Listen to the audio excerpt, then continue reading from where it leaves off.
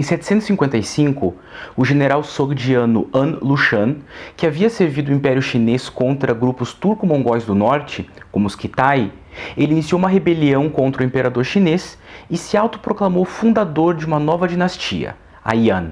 Essa rebelião durou 8 anos, mas esse foi tempo suficiente para enfraquecer o poder da dinastia Tang, que mesmo que ela tenha sobrevivido mais 150 anos, não iria se recuperar desse golpe.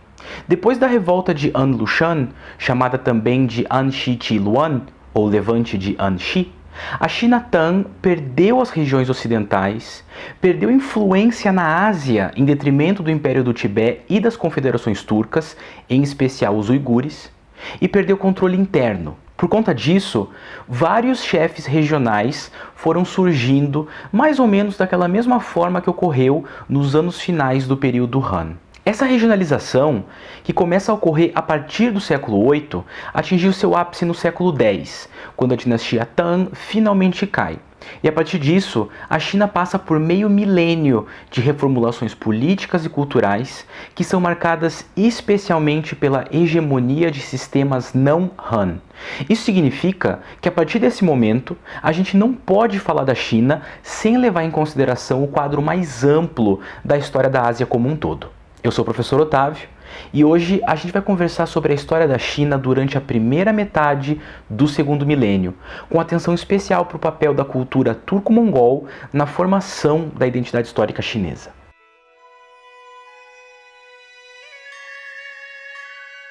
Quando a famosa dinastia Tang cai em 907, a gente entra no último período de fragmentação imperial antes da abdicação do último imperador, Puyi, em 1912. O período que sucede a dinastia Tang é conhecido como o Dai Shi Guo, ou 5 dinastias e 10 reinos.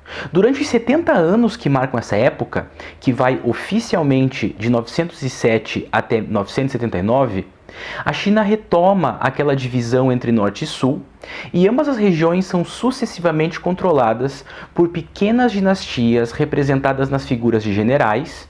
E vale lembrar que boa parte desses 15 poderes que se sucedem entre 907 e 979 eram poderes de origem não Han, isso é, eram sociedades de origem turco-mongol. A turbulência dos últimos anos da dinastia Tang e das diversas sucessões que vão até o final do século X mostra pra gente um cenário asiático que é de fundamental compreensão. Durante séculos, como a gente já viu, a China criou uma imagem dicotômica de mundo.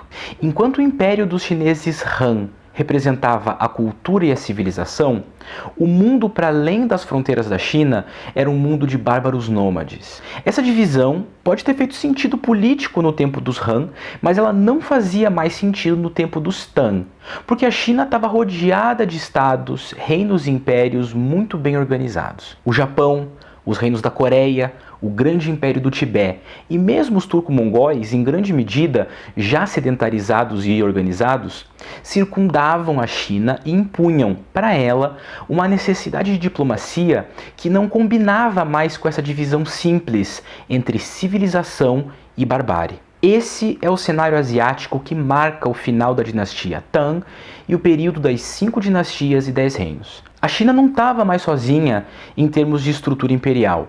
E mesmo que a organização burocrática chinesa tivesse sim sido importada por toda a Ásia, do Japão ao Vietnã à Coreia, as 5 dinastias e os 10 reinos já estavam integralmente ligados a essa globalidade asiática, porque muitos desses estados haviam se originado fora das fronteiras chinesas. Em outras palavras, o século VIII marca o momento em que chineses, mongóis, coreanos, japoneses, vietnamitas, tibetanos e vários outros formam uma rede política e cultural muito complexa que vai muito além das fronteiras de cada reino ou de cada império. No meio desse turbilhão internacional que agora definia a China, a dinastia Song toma o poder na parte sul. Ela se inicia oficialmente em 960 e se expande até 1279, unificando o centro-sul da China, mas sem conseguir unificar o norte novamente. Apesar de não conseguir construir a unidade imperial desejada, A dinastia Song é considerada pela historiografia chinesa como um dos ápices da sua história.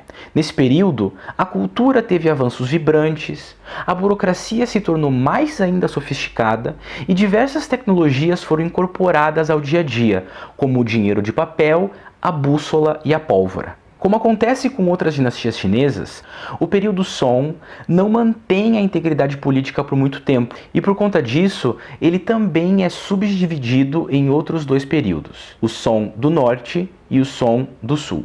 O Song do Norte vai de 960 até 1127 e representa o momento de maior expansão e controle dinástico. Enquanto o Song do Sul se expandia, as porções norte da China passaram a ser dominadas por um chefe Jurchen chamado Aguda, que se sinicizou e fundou a dinastia Jin. Os Jin se expandem para o norte e em 1127 saqueiam a capital dos Song, o que marca o início do período Song do Sul, que vai de 1127 até 1279. Enquanto Jin e Song dividiam a China em norte e sul e lutavam por hegemonia, as estepes da Ásia Central passavam por uma revolução que iria balançar o mundo inteiro. No final do século XII, um chefe nômade chamado Temujin unificou as sociedades da atual Mongólia e em 1206 assumiu o nome honorífico de Chinggis Khan, ou mais popularmente, Gengis Khan. Nascia assim o Império Mongol, que em uma velocidade meteórica se expandiu por uma grande parte de toda a Eurásia e, claro, a China estava inclusa nessa expansão. Chinggis marchou contra o norte da China, mas foi o seu filho e sucessor, o Gedei, quem finalmente conquistou os Jin no cerco de Kaizhou, em 1234. Assim, a China continuava dividida entre norte e sul. O norte agora fazia parte do grande Império Mongol, que logo começou a atacar o sul, que ainda era controlado pelos Song. Foram alguns anos de conflito. Em 1271, o grande Khan dos mongóis, Kublai Khan, mais conhecido como Kublai Khan, afirmou que agora ele era o possuidor do mandato celeste e assim ele funda a dinastia Yuan. Entre 1271 e 1279, Kublai intensificou o ataque contra os Song, que desaparecem com a morte do último imperador Song, Zhao Bin. Então, 1279 marca o ano em que a dinastia mongol de Yuan unifica o norte e o sul da China pela primeira vez desde o período Tang. Antes mesmo de unificar a China, Kublai ele já se aproximava da cultura chinesa. Por anos, ele se cercou de conselheiros e funcionários confucionistas e também praticou o culto dos ancestrais e o budismo. Ele alterou a capital mongol de Karakorum, na Ásia Central, para a região da atual Beijing, e buscando a aprovação dos chineses Han, ele construiu templos confucionistas, favoreceu correntes budistas e taoístas e, em geral, ele buscou cultivar uma imagem de imperador chinês e não de Khan mongol. Essa busca pela cultura chinesa fez com que, durante seu governo, as artes e a escrita florescessem com bastante intensidade. Por fim, entre os chineses, Kublai também alterou seu próprio nome, e ele passou a ser conhecido como Shi Zu, imperador de Yuan. Enquanto Kublai governava, ele era ao mesmo tempo o grande Khan dos mongóis e o imperador da China. Talvez por conta da atenção que ele deu para a China, ele logo perdeu a influência que ele tinha sobre o Império Mongol, que não demorou para rachar e se dividir em quatro: a Horda Dourada, no noroeste da Ásia, o Ilkhanato, no sudoeste, Chagatai, no centro, e Yuan, no leste. Ou seja, mesmo com a quebra do Império Mongol, quase toda a Ásia, com exceção da Índia, do Japão, da Coreia e do Sudeste Asiático, estava mais ou menos unida sob uma mesma estrutura política e cultural que era muito coesa. Não é à toa que as embaixadas europeias até a Ásia começam a se intensificar nessa época. A famosa viagem do Marco Polo, por exemplo, acontece durante o governo de Kublai Khan. Na China especificamente, a dinastia Yuan durou pouco. Kublai enfrentou problemas econômicos logo após a unificação da China e ele teve o seu mandato celeste colocado em questão depois de várias derrotas militares contra forças não chinesas. Ele tentou invadir o Japão 2 vezes e ambas foram frustradas por conta de tufões, que passaram a ser chamados no Japão de kamikaze, e fez campanhas desastrosas contra o Vietnã.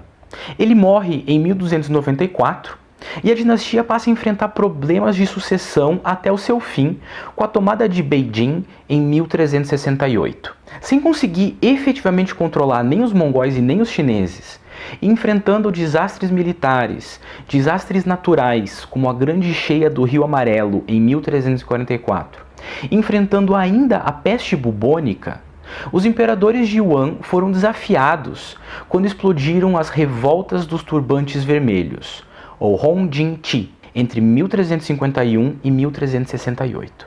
Dessas revoltas, surge o líder Zhu Yanzhang, um camponês empobrecido que havia se tornado um monge budista, e por meio da guerra ele se tornou também o fundador e primeiro imperador da dinastia Ming, agora chamado de Hongwu-zi. O período Ming vai de 1368 até 1644.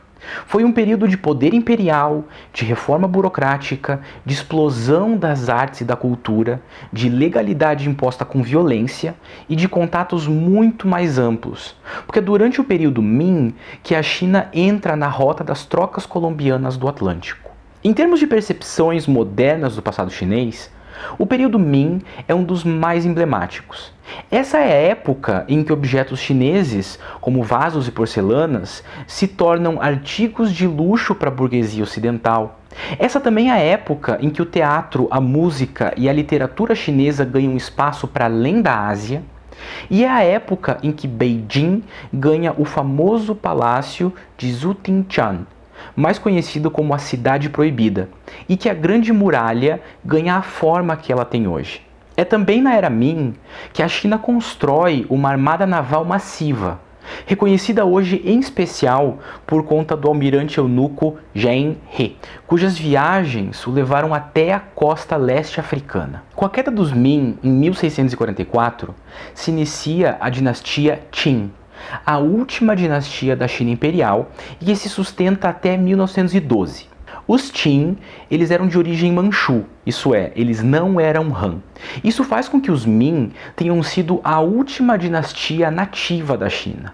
O fato de que os Ming, que eram Han, estavam entre uma dinastia mongol e uma dinastia Manchu, ajudou a criar uma imagem sinocêntrica que perdurou por muito tempo na historiografia chinesa. A imagem de que os chineses Han são a civilização, enquanto os não Han, como os mongóis e os Manchu, são a barbárie, ou, ao menos, uma sociedade que não consegue ser tão avançada como os Han e que é essencialmente estrangeira. Esse argumento não se sustenta historicamente porque, como a gente viu, o segundo milênio é um período em que a Ásia, como um todo, está em constante movimento. E um olhar atento para a história da China mostra que as sociedades e culturas não Han sempre tiveram um papel fundamental na China. Mas que esse papel ele vai crescer de tal forma que a partir do período das dinastias Norte e Sul, não é mais possível separar o papel histórico dos Han e dos não Han. Em outras palavras, a despeito das ideologias chinesas contemporâneas, a história da China nunca foi somente a história dos grupos Han, mas foi, sim, uma história da Ásia como um todo. Ao longo desses vídeos de história da China, a gente viu de maneira bem geral um pouco da narrativa política e cultural que tradicionalmente é atribuída à China até o período Ming. A gente viu como algumas bases culturais se formam entre as 3 primeiras dinastias, a Xia, a Shang e a Zhou. A gente viu que Zhou se divide em Zhou Ocidental e Zhou Oriental, que por sua vez se divide entre primavera e outono e estados combatentes. A gente viu como o império nasce com a dinastia Qin e se desenvolve com Han Ocidental e Han Oriental. A gente falou sobre a sucessão de Jin Ocidental e Jin Oriental, que se divide também entre o período dos 16 reinos do norte. Em seguida, a gente viu as dinastias Norte e Sul, os Sui e os Tang, e o período das 5 dinastias e dos 10 reinos. A gente falou também sobre os Song, os Yuan e, por fim, os Ming. Quando essas etapas da história política e cultural da China são colocadas em linha, a gente tem a sensação de uma história homogênea. Mas a gente não pode esquecer que nesse tempo todo a gente tem muita transformação. O que dá para concluir dessa forma é que alguns pilares socioculturais é que se mantêm coesos, como a religiosidade, a escrita e alguns preceitos gerais, como o mandato celeste e a ideia de huaxia, isso é, de preocupação cultural e civilizacional. Por fim, nesse vídeo, a gente discutiu a China no segundo milênio e como esse é um período de pluralidade étnica não só na China, mas em toda a Ásia. Esse é o momento em que, de fato, China e os turco-mongóis se misturam em um grande sistema e em uma grande esfera de influência. Por todos esses motivos, é seguro para a gente afirmar que a trajetória histórica da China faz dela um ponto central da história da Ásia e da história global como um todo. A bibliografia usada nessa discussão está aí na tela e ela também está disponível no Padlet da nossa disciplina. Muito obrigado e bons estudos!